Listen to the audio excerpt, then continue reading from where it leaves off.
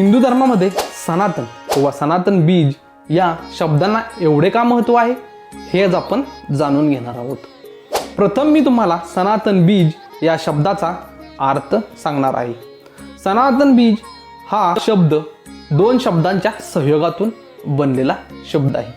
सनातन हा शब्द संस्कृत भाषेतून आलेला शब्द आहे, ज्याचा अर्थ शाश्वत, सतत चालू राहणारे किंवा अनादी कालापासून अस्तित्वात असलेले असा होतो. सनातन धर्म हे हिंदू धर्माचे प्राचीन नाव आहे, ज्याला शाश्वत धर्म सुद्धा म्हटले जाते. बीज या शब्दाचा अर्थ बीज किंवा तत्व असा होतो. बीज या तत्वापासून गोष्टी जन्माला येतात किंवा विकसित होतात. त्यामुळे सनातन बीज या शब्दाचा अर्थ शाश्वत किंवा अनादी कालापासून अस्तित्वात असलेले बीज तत्व असे होतो.